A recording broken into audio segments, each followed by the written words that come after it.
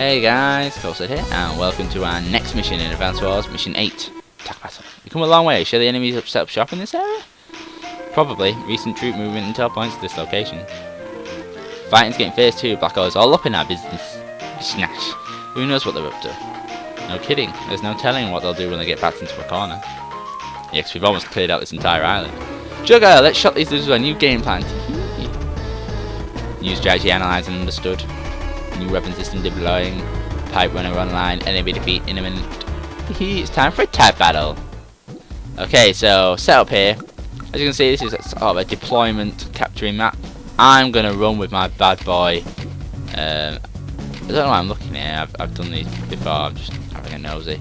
See if they've got any tag sync, but I'll talk about that. So yeah, as you can see, they've got very few things, but they've already got the pipe runner unit, which we'll talk about in a sec, up and running. It's a capture deployment deployment map. I'm gonna run with my homeboy Colin, because Colin can pump out nothing that's not small. The aim being the factories and the airports on the right hand side of the map to pump out a bomber or two. But our first part of call will be to take out that pipe runner. So basically, a pipe runner, what it is it's a rocket. I think it's got a little bit more range than a rocket, just a little bit. And but it can only move along pipes and factories. So it can move anywhere along that pipe there. Enemy unit ahead, it's a new black hole weapon. I see it sitting on the infamous pipes, impervious to any type of attack. This weapon is new to me though. Rachel, that's gotta be an indirect combat unit. How can you tell? Check it out, the size and angle of that bow, but I think the range some hot there. We should get next to it and pound away. It may be big, but there's only one of them. It'll blow up like anything else. Yeah, so first of all, as you can see, I think it's just got as much range as a rocket. It's just a rocket. But it just can move along the thing. Pipe runners are a bit useless, if I'm honest, unless you've got a lot of pipes, because sometimes they can move into an area where they can't get attacked, which can be very nice. And yeah, but our first part of call is going to be smash that pipe run into oblivion. So instead of building any infantry this first turn, I'm going to build a tank. You may think that's weird. I should start capturing and everything, but I really want to get rid of that pipe runner. And they've got barely any units and money at the minute, so we've got time. Back I only see one army, there's 2 COs, what's up with that? Who knows, just staying on your toes. Word, Jake, word. So yeah, basically, I want to get rid of this pipe runner, so just move just out of its range. The tank, we ain't close enough to move straight in, and now we're going to start building some infantry. Do I build infantry on APC? Infantry, yeah. A couple of infantry. Attack power is our latest tactical innovation. What we do is change COs in the battle to adapt to any condition. When the time is right, we can use attack power and attack on the same day, and that means when one CO is done, the other starts. You understand the genius at work? If you and I are compatible, twice the pain equals twice the terror. What a quote. This game is full of quotes. That's black hole math. So basically, while I'm running up to smash this pipe run in the face, bang! Alright, and start capturing. Don't go for that bottom one. Below your HQ, because the pipe runner can get that went to your butt pipe runner. But anyway, let's explain tag battling just a little bit, because they never get their tag power off. Spoilers. What tag power is basically when you start the map, you can select 2 COs. You pick a primary and a secondary CO. Primary CO is the one you start with, and your secondary is backup CO. And at the end of your turn, you can either end your turn or swap to the new CO. Now that means there's 2 CO bars. The main CO, there you go, pipe runner gone. No, they blew it up. Pipe runners are such a pain to make too. Not a problem, pipe runners can now build in factories. We have type powers and advantage, victory certain. Bumps me out. All we have to do is not get overrun or let them capture our HQ. Oh Lash, you're against Colin. You're dead. Right, so it's type power. So at the end of the turn, you can either end or swap. And if you end your turn, you just end and you stay as primary CO. If you swap to another CO with their abilities coming to effect for the enemy's turn in your next turn. So say for instance you're using someone who has great indirect range, and at the end of your turn you think, shit, they're going to start running up and attacking my close range units.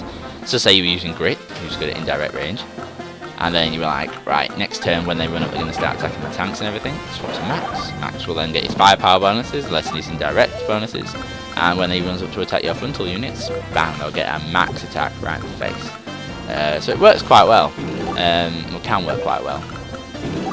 As there's 2 CO bars, each one has their own individual bar. I think the primary CO fills up like normal if you're attacking, defending, whatever. Secondary CO, I think fills up like half, is it half or a quarter of what the primary CO does? It doesn't fill up as fast, so you will have to more than likely swap at a certain point in order to get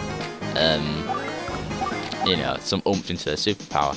And you can use their CO powers and superpowers separately if you like, or you could save up their entire bars. So both their bars fill up to max, and they use some. Oh no, they do get it off. They use something called attack power. Now, attack power basically is kind of like Eagle's CO power from the first game, and the second game, which you basically get another turn, but you don't get any of the weaknesses associated with Eagle's CO power. You both get your normal bog standard. I'm super. I can do what I want, you know. You get your full superpower, and then you swap. All units get refreshed, and you get the secondary CO power, full superpower. Hence what I was saying in the last part about Colin and Sasha being an amazing tag team, because Sasha can build up this massive amount of funds on her turn, swap to Colin, and Colin can use it just to lay the beat down, and then buy a ton of units to flood the enemy, which is a brilliant combo. And the reason that works so well is because they also get I think they get a 30% boost as well to attack, attack and defense, or sync, or whatever it is. Because if you remember on the CO screen there was little stars, and those little stars show the sync between the COs, and if the COs are listed there with a star, it means they have good sync. So instead of getting just the dual strike attack power, which is what it's called, the box standard one, you'll get like a super one. I think Colin and Sasha's is like the power of money. Max and Jake's is Fat Beat or something. I think it's that. You know, and like Nell and Rachel's is Lucky Strike or something. You know, they get something like kind of named because they have synced up CO abilities which work quite well together. And they also get a bonus. I don't know if it's to attack and defense. I want to say it is. So when you want to use COs that have good sync together to get a good thing. But sometimes the map will be so short, or it doesn't play well to the strengths of using the tag power. There's later missions where it's better to use little mini CO powers or their own superpower.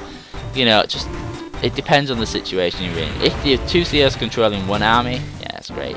But you know, it's just sometimes if you're splitting up, it can be a bit weird and confusing and getting in the way. But anyway, that's tag powers. We'll get to use them. We'll get to use them in the next map. Not straight away, but towards the end we'll get to use them in the next map. And then from then on you can always pick two COs. And that's what we'll be doing. So now we've captured this airport on the right side of the map. We've captured that factory in the middle of the map, and we're stopped from capturing the middle factory, which means they can't start pumping their units into our allied territory. Slowly but surely capturing all the cities that are remaining. I've got an APC rushing forward. The aim of that APC is to capture that factory in the middle. But here, as you can see, with that infantry gone, they've only got one infantry on the field going for that city in the bottom right. I'm happy for them to get that city. That means they'll have 11 income of 1, 2, 3, 4, 6, 7, I believe it is. Yeah, they'll have an income of 7,000, which means they can only buy a tank. And normally, though, they probably will start building a tank, but as you can see, they've got barely anything like that. Oh no, they've got more. Oh, maybe they have more saved up. They could have more saved up. Yeah, so they've got 6 grand at the minute, but if they capture that bottom right city, they'll have 7. As you can see, that recon over there, a bit dodgy right now, because if it rushes in to attack my infantry, gonna slow down the capture rate. So we're gonna block it off with an APC whenever I get over there. Just pushing forward slowly but surely. Out. That artillery is gonna raise some hot death if they hot death.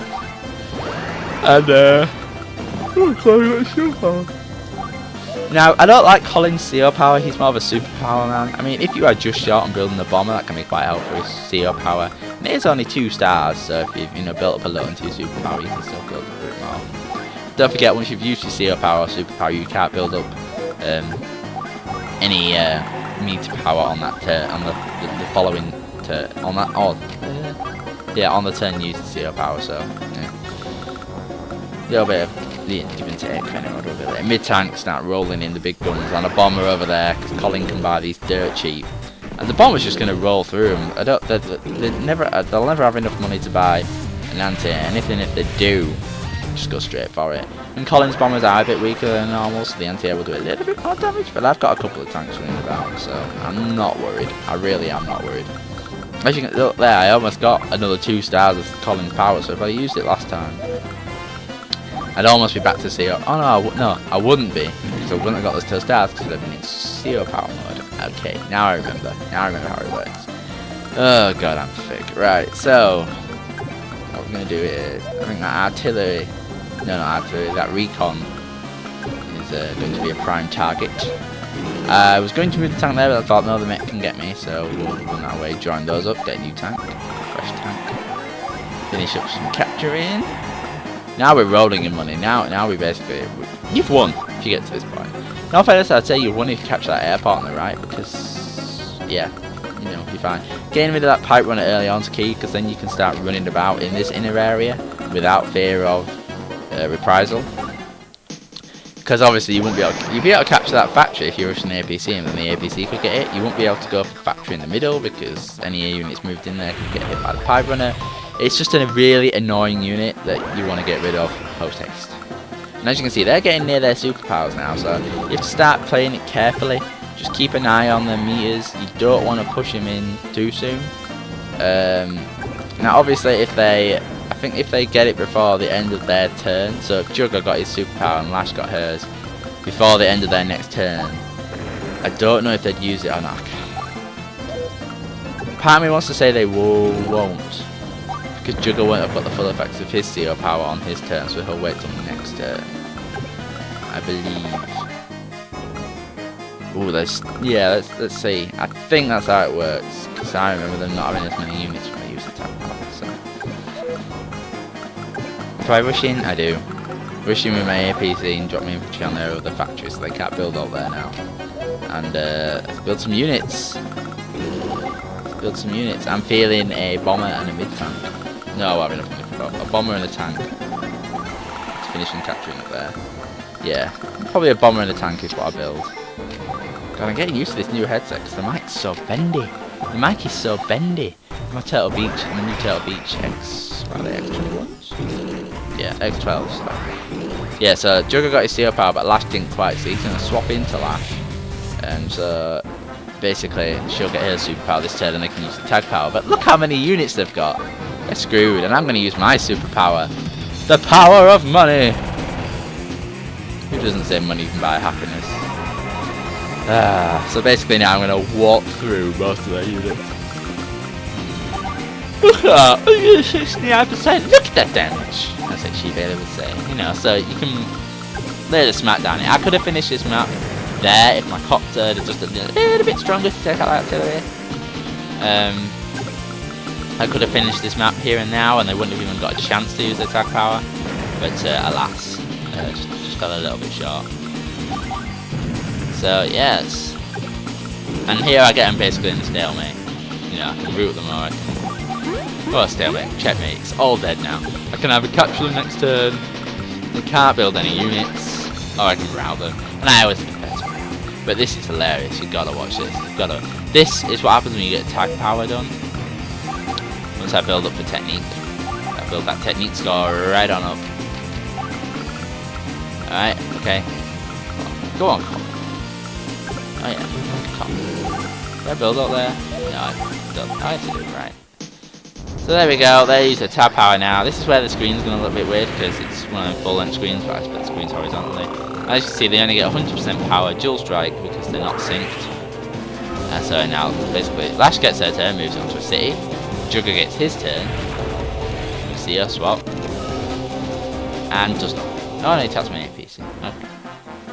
And that's it. That's all they could do. But actually, you can imagine, obviously, it'd been a lot more devastating if you, you know, if they have more units, you're in a worse position. You know, you didn't keep your eye on it. So it's a good thing to do in the right situation. But there, they just do. I mean, look, I'm prim probably even depth down like Dirty Sasha.